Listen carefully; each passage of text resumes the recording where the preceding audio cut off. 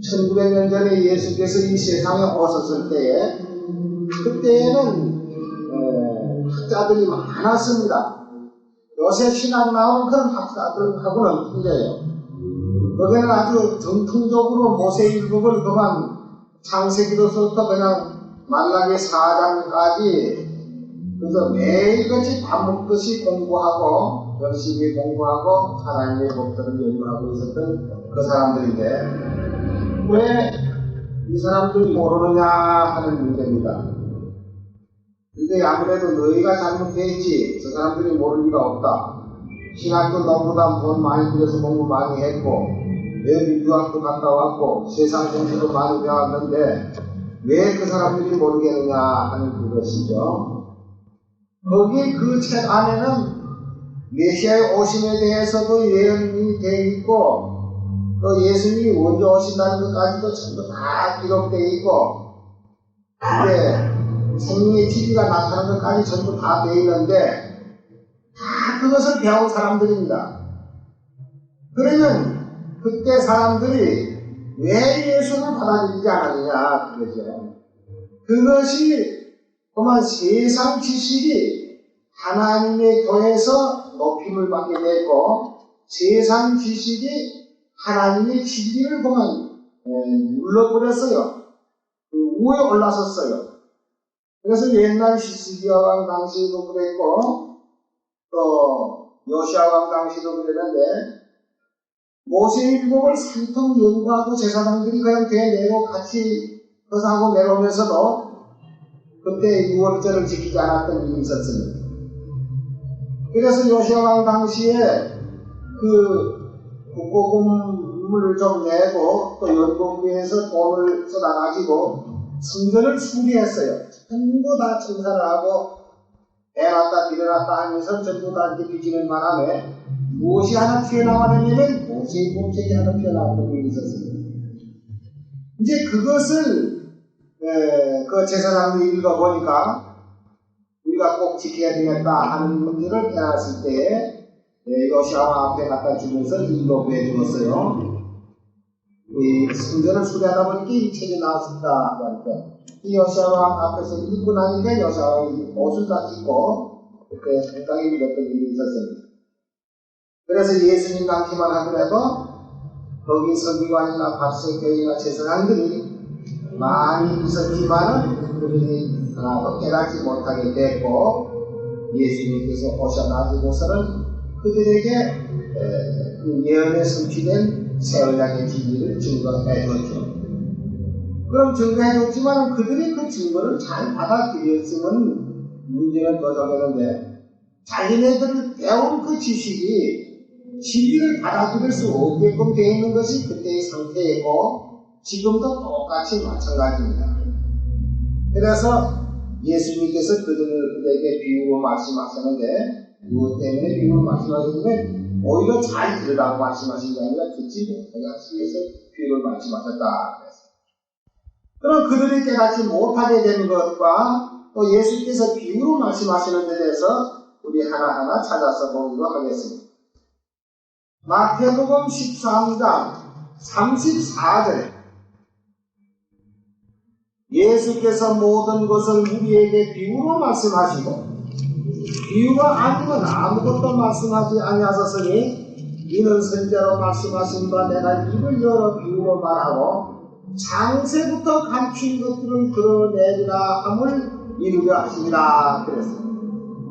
모든 분에게 비유로 말씀하시고 비유가 아니면 말씀을 하지 않았다.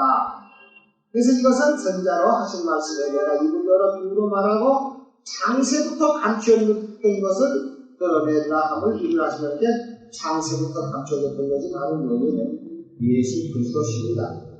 예수 그리스도는 창세부터 감춰졌던 거예요. 그때에 따라서 예수님 오셔도 세상으로서는 알 수 없게끔 되어 있는 것이 예수님입니다. 왜 비유로 말씀하냐면 13절에서부터 그러므로 내가 저에게 비유로 말하기는 저희가 보아도 보지 못하며 들어도 듣지 못하며 깨닫지도 못하니라. 그럼 예수님 왜 비유로 말씀하셨다고 했습니까? 여기 보니까 저희가 보아도 보지 못하고 들어도 듣지 못하고 깨닫지도 못하니까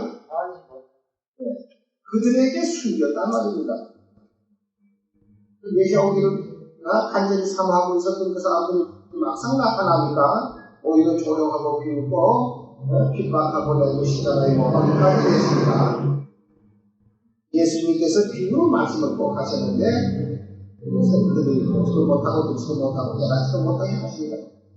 그러면 이 사람들이 왜 깨닫지 못하게 됐을까? 14절에 보면 이사야의 예언이 저에게 이루어나니 이것을 때 너희가 듣기는 들어 깨닫지 못할 것이요 듣기는 보아도 알지 못하리라. 이 백성들의 마음이 완악해져서 듣기는 듣기에 둔하고 눈은 감았으니 이는 눈으로 보고 귀로 듣고 마음으로 깨달아 돌이켜 내게 고침을 받을까 두려워함이라 하였느니라. 그러나 너희 눈은 보고 너희 귀는 들음으로 보기도다. 내가 진실로 너희에게 이르노니 많은 선자와 의인이 너희 보는 것들을 보고자 하여도 보지 못하였고 너희 듣는 것들을 듣고자 하여도 듣지 못하였느니라. 이걸 어떻게 들어야 바로 듣느냐? 왜 비유로 말해서 듣지 못하게 했을까? 이런 문제들이 이것이 큰 문제가 되어 있습니다. 그러면 왜 그랬는가? 이 비유로 저희가 듣지 못하게 하신 분이 누구냐?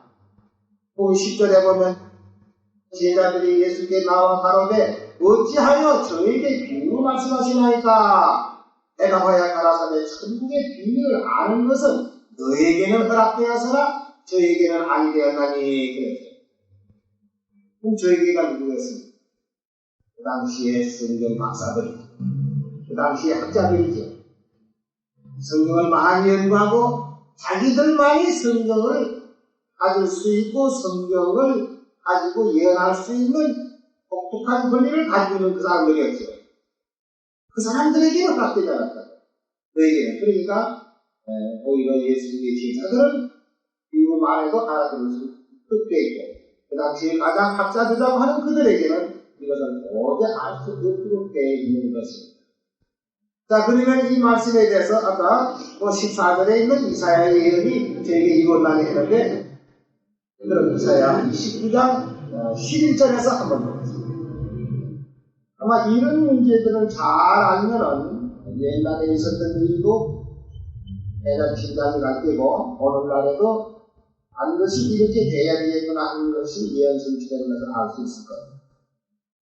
그러므로 모든 묵시가 너희에게 마치 봉한 책의 말이다. 여기 모든 묵시라는 것은 무엇을 말하는 말이죠? 구역성경 대문의후서 3장 16절에 볼 것이면 모든 묵시는 모든 성경이라고 했습니다. 성경은 하나님이 선자의 입을 통해서 묵시로 보여줘서 우리에게 나타나는 것입니다. 그러면 그 모든 묵시라는 것부터 먼저 말고 들어갑시다. 디모데후서 3장 16절 모든 성경은 하나님의 감동으로 된 것으로 구역성경에는 하나님의 묵시로 된 것으로 이래서 묵시 그건 감동으로 됐단 말이나 묵시로 됐단 말이에요.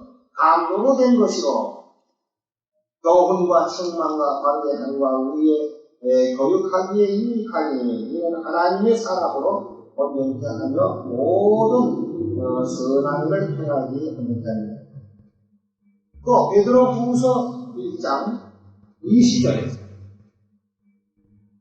먼저 알 것은 경외 성경의 모든 예언은 사사가 엮은 것이 아니니 예언은 성경은 언제든지 사람의 뜻으로 낸 것이 아니요 오직 성령의 감동하심을 입은 사람들이 하나님께 받아 말한 것이라.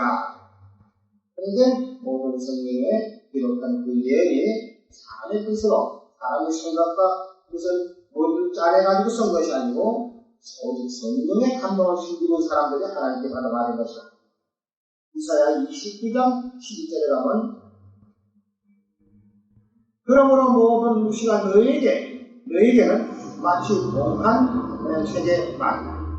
이것은 무식한 자에게 주며 이르기를 그대에게 전하노니 이를 읽으라 하면 대답하기는 나는 통하여서니 못하겠노라 할 것이요 또 무식한 자에게 주며 이르기를 그대에게 전하노니 이를 읽으라 하면 대답하기를 나는 무식하다 할 것이다. 그리고는 여기 이 말씀이 그 모든 무시가 동안책의 말이라 그러는데 그 동안책의 말같이 도저히 깨달을 수 없게 된 이유가 어디 있느냐? 13절에 나온다. 그 말이 주께서 가라사대 이 백성이 입으로는 나를 가까이 하며 입술로는 나를 존경하나 그 마음은 내게서 멀리 떠났나니 그들이 나를 경외하며 사람의 계명으로 가하심을 알았으리라. 그렇기 때문에 사람의 계명으로 가하심을 받았기 때문에 모든 성경이 뭐가 같다? 동안책에만 나갔다 이거지. 이건 유식무식이 없어요. 유식한 사람이 주니까 뭐 아는 체가 이거 동했으니까 난 모르겠다. 또 무식하면 난 무식하는 게 모른다. 결국 그렇게 되는 그 결과가 뭐 때문입니까? 뭐 때문에 그래요? 사람의 계명. 예, 사람의 계명. 이거 보면 정말 간단하지 않아요. 왜 성경이 동안책의 말이 되느냐 하면은 사람의 계명을 가지고 짓기 때문에 아무리 성경을 수백 독을 통독을 하고 신학에서 만날 이렇게 저렇게 공부를 했다고 해봤던들 이 성경은 그 사람들에게 동안책의 말이에요. 그러니까 오늘날 신학에서나 저런 데서 배운 사람들이 하나님의 계명만 지킨다면 그렇지 않죠. 하지만 하나님의 계명을 지키지 않기 때문에 그 모든 글이 동안책의 말이에요. 알 수가 없어요. 그래서 집사들 그러므로 내가 이 백성 중에 귀한 일, 또 귀하고 가장 귀한 일을 다시 행하니 그들 중에 지혜자의 지혜를 없이 하고 불능자의 주를 가리라. 어떻게 하면 사람의 계명을 지키기 때문에 깜빡하면 답이 여기 다 나오는 거예요. 사람의 계명을 지키는 사람이 되기 때문에 하나님께서 지혜와 총명을 베풀었고 또 지혜와 총명을 베풀으니까 성경이 뭐가 같다? 동안책에만 베풀어받았어요. 이건 뭐 틀림없는 사실 아닙니까? 그래서 예수님께서도 그들에게 비유를 말씀하셨다. 비유가 바로 그 양으로는 이 묵시를 보는 것이 되죠. 그래서 다니엘서도 묵시가 들어가 있고 요한계시록에도 묵시가 들어가 있기 때문에 그것은 저희가 아무리 안다고 들어봤던 동안책의 말이 되고 많은 것입니다. 그러면 누구 말이 이제 마지막 때에 일어나는데 다니엘서에 한번 가서 보세요. 12장 1절에서 그때 내 민족을 호위할 대군 미가엘이 일어날 것이요 또 환난이 이스라엘이 이런 대군 이내로 이때까지 없었던 환난일 것이며 그때 내 백성 중에 문책에 기록된 모든 자가 구원을 얻을 것이라. 땅의 티끌 가운데에서 사는 자 중에 많이 되어 영생을 얻은 자도 있겠고 수욕을 받아서 부끄러움을 입을 자도 있을 것이며 지혜 있는 자는 궁창의 빛과 같이 빛날 것이요 많은 사람을 어둠대로 돌아오게 하는 자는 별과 같이 영원토록 빛이리라. 이렇게 말씀을 해놓고는 4절에 다니엘아 마지막 때까지 이 말을 간수하고 그 위에 읽은 그 말씀 이것을 간수하고 그 글을 봉합하라. 많은 사람이 빨리 왕래하며 지식이 달다 그러는데 여러분은 공동번역 볼만해요. 마지막 때까지 이 글을 간수하고 이 글을 봉합하라. 많은 사람이 빨리 왕래하고 지식이 달다. 이것을 제7 예수 재림교회에서는 오늘날 같이 세상에 비행기 타고 왔다 갔다 기차 타고 왔다 갔다 자동차 타고 왔다 나는 이열이다.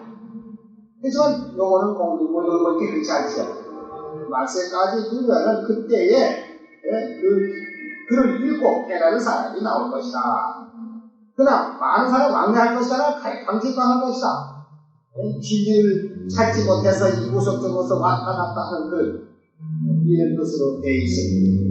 7절에서 내가 들은 그 세마포 옷을 입고 강물 위에 있는 자가 그 좌우선을 들어 하늘을 향하여 영생하는 일을 강청해서야 가로되 반드시 한 때, 두 때, 반때를 지내서 성도의 권세가 다 빼어지기까지니 이렇게 되면 이 모든 일이 다 끝나리라 하더라. 내가 듣고도 깨닫지 못하니라. 내가 가로되 내 주여 이 모든 일의 결국이 어떻게 되겠사옵나이까? 그가 가로되 다니엘아 갈지어다. 대처 이 말은 마지막 때까지 간수하고 봉합할 것이니라. 많은 사람이 연단을 받아 스스로 정결케 하며 회개할 것이나 악한 사람은 악을 행하느니 악한 자는 아무도 깨닫지 못하되 오직 지혜 있는 자는 깨달으라. 여기 악하다고 하는 사람이 어떤 사람이겠습니까? 이것은 성경을 보는 사람들 가운데 악한 사람이 있어요. 성경을 본다고 하고 하나님을 믿는 사람들 가운데 악한 사람이 있어요. 또 이렇게 말하면 성경 믿는 사람이 뭐 악한 사람이 있을까봐 이렇게 하지만 이것은 무슨 악이냐 하면요, 아까 사람의 계명을 지키는 자에게는 모든 무시가 뭐가 된다? 공안책에 말라갔다고 했고, 왜 공안책에 말라가느냐? 그들의 지혜와 충을 빼앗겼습니다. 그런데 여기 악한 사람이 누군가 하는 것을 그 악한 사람 한 번 더 찾아보도록 하겠습니다. 느헤미야 13장 17절에 가서 보겠습니다. 내가 이게 모든 뒤를 부시죠. 이르기를 너희가 어찌하여 이 악을 행하여 안식일을 범하느냐. 너희가 어찌하여 악을 행하여 안식일을 범하느냐. 그러니까 안식일을 범하는 것이 악인데 그렇다고 해서 안식일만 꼭 범하는 걸로 해당되는 게 아니라 하나님의 계명을 범하는 데 대해서 악한 사람으로 짓고 있습니다. 그래서 이걸 이렇게 골라가지고 이거 좁으시는 거 아니냐 이렇게 생각을 했는데 그렇지 않습니다. 이사야 56장 1절에서 보면은 이사야 선자는 이 세상 종말까지에 대한 예언을 잘했습니다.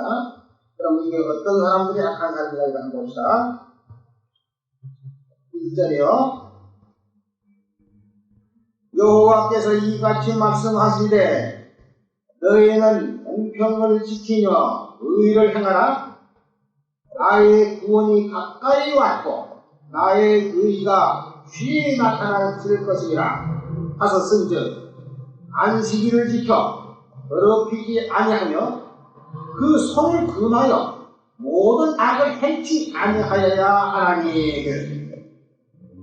그 손을 금하여 모든 악을 행치 아니하여. 그럼 손 금하여 악을 행치한다는 말은 그럼 뭐 손 금하면 뭐 도둑질이랑 강도질해서 악이 아니라 일하는 악이다 그 말이에요. 쉽게 말합니다. 안식일을 지켜 더럽히지 아니하며 그 손을 금하여 모든 악을 행치 아니하여야 하나니 이같이 행하는 사람은 이같이 굿이 잡는 인생은 복이 있느니라. 여호와께 연합한 이방인은 여호와께서 나를 그의 백성 중에서 반드시 갈라내신다 말하지 아니하며 고자도 나는 마른 나무라 말하지 말라.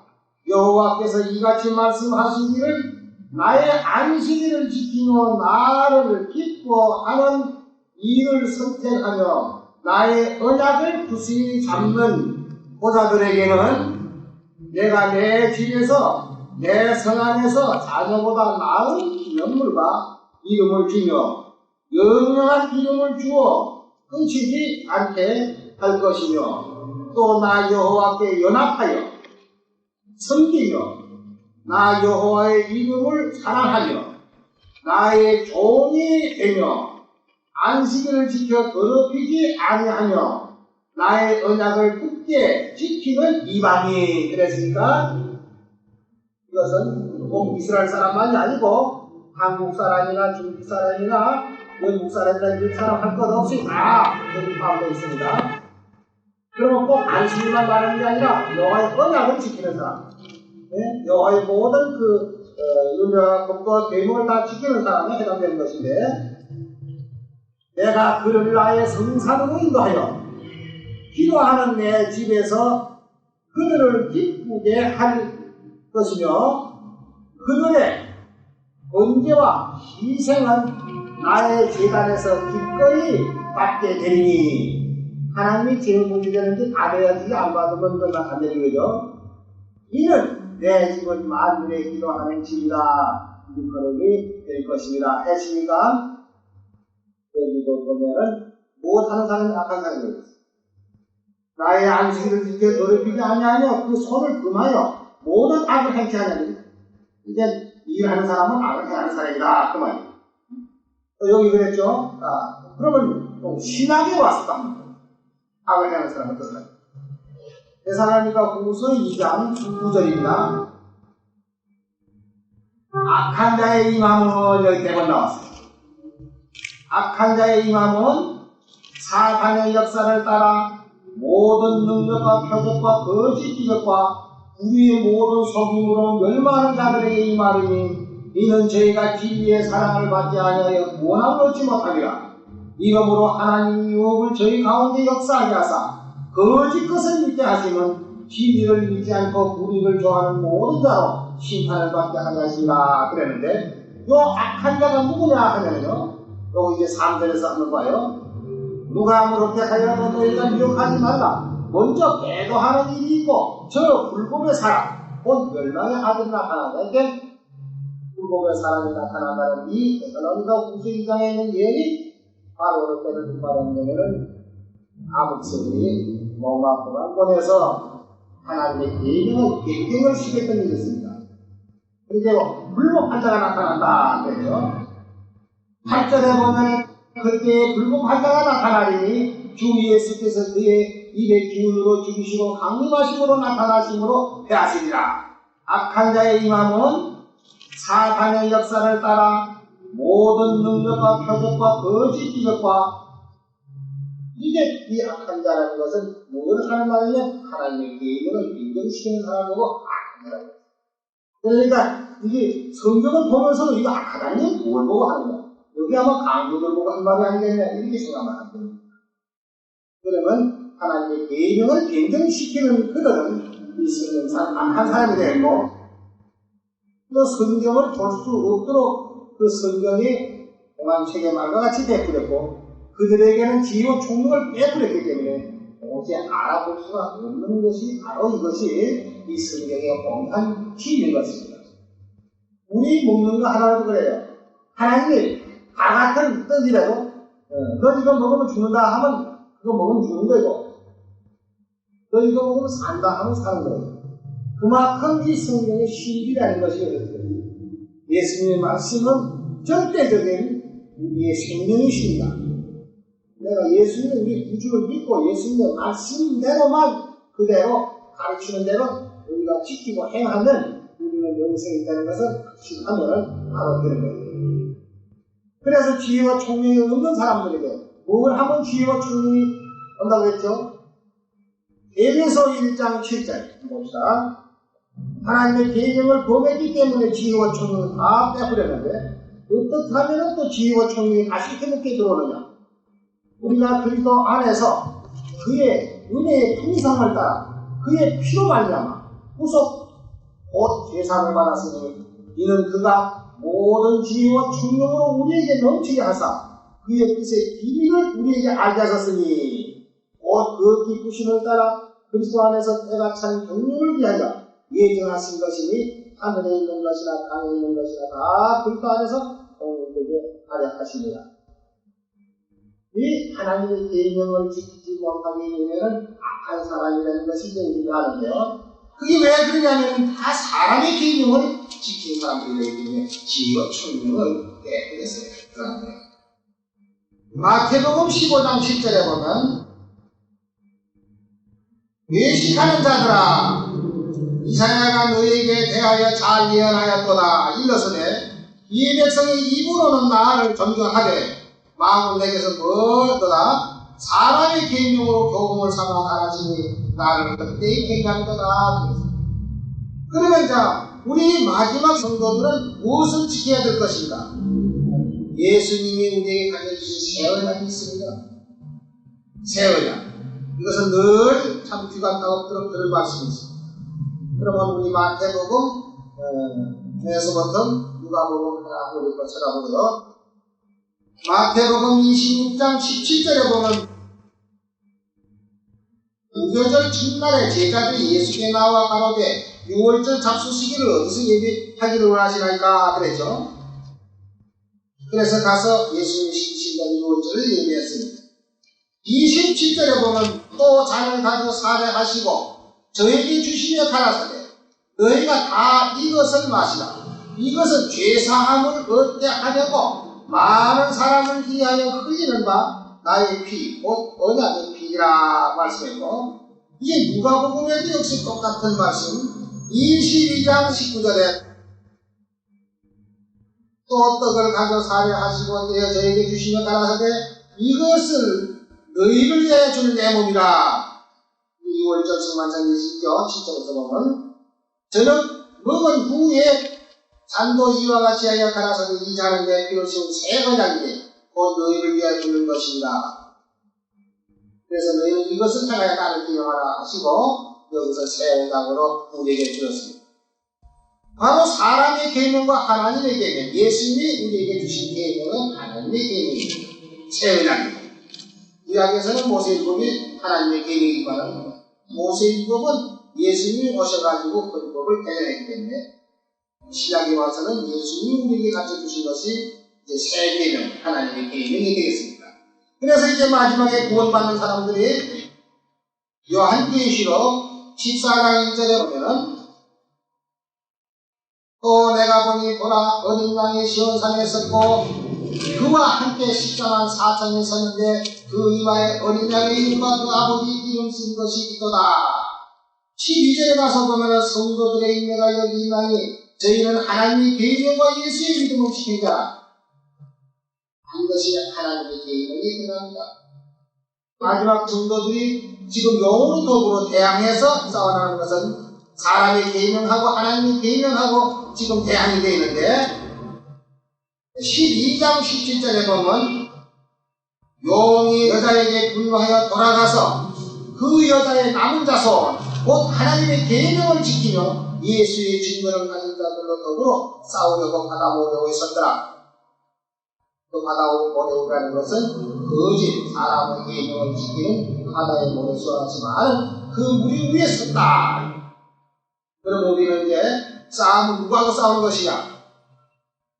용하고 싸우는데 바로 용이 어디 올라섰느냐면 거짓 교회들 바다 모래수와 같이 많은 그 물이 위에 서서 있어요. 그러니까 싸움은 바로 사람의 계명을 지키는 무리하고 하나님의 계명을 지키는 무리하고 제2의 싸움이 되는 것입니다. 그래서 우리가 아무리 약하게 보이지만 우리는 하나님이 함께 계십니다. 여기 좀 더 나가보면 모래수와 같이 많은 무리가 있고 남은 무리 저 숫자가 있습니다. 언제든지 많은 무리는 사람의 계명을 지키는 무리들이고 남은 백성은 하나님의 계명을 지키는 무리. 결국 그때 가서는 누가 구원을 받는 것인가? 로마서 9장은 하나만 더 보고 말겠습니다. 로마서 9장 27절 또 이사야가 이스라엘에 관하여 예시되 이스라엘의 자손의 수가 비록 바다의 모래가 들지라도 남은 자만 구원을 얻으리니 주께서 땅 위에서 그 말씀을 이루시고 인내시라 하셨나니라. 또 이사야가 미리 말한 바 만일 만군의 주께서 우리에게 씨를 남겨 그 남은 백성이죠. 씨를 남겨두지 아니하사 뜨면 우리가 소돔과 같이 되고 그무와 같았으리로다 하고 지금 말했는데 그럼 이 남은 백성 여기 모의 관주를 찾아보면은 로마서 11장 5절에서 나오는데요. 그런즉 이와 같이 이제도 은혜로 택하심을 따라 남은 자가 있느니라. 만일 은혜로 된 것이면 행위로 말미암지 아니니 그렇지 않으면 은혜가 은혜되지 못하였다. 그런즉 어떠하뇨? 이스라엘이 구하는 것을 얻지 못하고 해변가에 몰수하지 많은 그 이스라엘이 구하는 것을 얻지 못하고 오직 택하심을 입은 자가 얻었고 그 남은 자들 해변가에 몰수하지 많은 그 남은 자들은 완악하여 졌느니라. 왜 그렇게 되느냐 하면은 8절에 보면 왜 그렇게 됐다는 그 이유가 나오죠. 기록된 바 하나님이 오늘날까지 저에게 해변가에 모래수와 같이 많은 저에게 보면 신령과 보지 못하는 눈과 듣지 못하는 귀를 주셨다는 것 같습니다. 사람의 계명을 지키는 자에게 무엇을 없앴어요? 지혜와 충격을 없었어요. 혼미한 신령, 보지 못하는 눈, 듣지 못하는 귀 이걸 주셨기 때문에 해변가에 모래수와 같이 많은 이스라엘이라고 하는 그들이 다 멸망으로 들어가고 남은 백성 마지막 정도들이 이제 병을 꼭 하는 나라에 가게 될 것입니다.